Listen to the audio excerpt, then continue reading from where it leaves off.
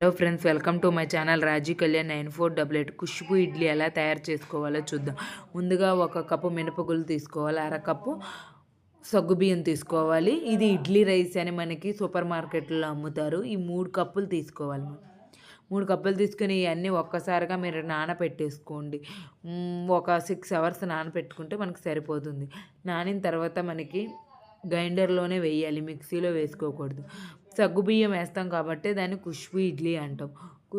ఎందుకంటే చాలా అసలు మెత్తగా చాలా బాగుంటాయి, దూదులల్లే ఉంటాయి ఇడ్లీలు మాత్రం. మీరు ట్రై చేయకపోతే ఇప్పుడు దాకా ట్రై చేయండి. గ్రైండర్లో వేసుకుంటేనే మనకి బాగా వస్తుంది పిండి.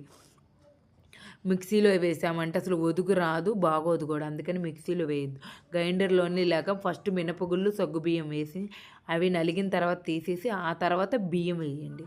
బియ్యం కూడా బాగా మెత్తగా గ్రైండ్ అయిపోతే ఆ రెండు కలిపేసి మీరు ఓవర్ నైట్ అలాగ ఉంచేసి పొద్దున్నే లేవగానే ఇడ్లీలు పెట్టుకోండి. అసలు ఎంత మెత్తంగా చాలా బాగుంటాయి అసలు దూదులల్లే ఇడ్లీలు.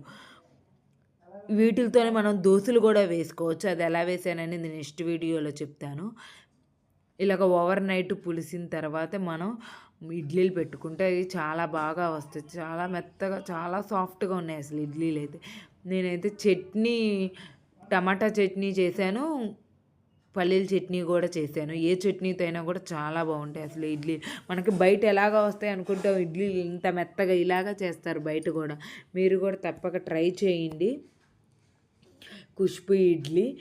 ఖుష్బూ అనే పేరు ఎందుకు వచ్చిందంటే అలా తెల్లగా ఉంటాయని ఆ పేరు వచ్చిందేమో. మరి ఎందుకు వచ్చిందో అయితే నాకు కూడా తెలీదు. చాలా బాగున్నాయి ఇడ్లీలు. మీరు ట్రై చేయకపోతే తప్పక ట్రై చేయండి. వీడియో చూస్తున్నారు కానీ సబ్స్క్రైబ్ చేసుకోవట్లా, సబ్స్క్రైబ్ చేసుకోండి. Please like subscribe my channel.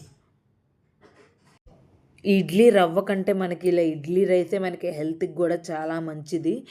మనకి ఏంటంటే ఇది పొద్దుగా ప్రాసెస్ ఎక్కువే, కానీ మాత్రం మనకి హెల్త్కి మంచిది అన్నప్పుడు మనం ఈ ప్రాసెస్లో వెళ్ళటమే బెస్ట్. తప్పక ట్రై చేయండి. Please like subscribe my channel.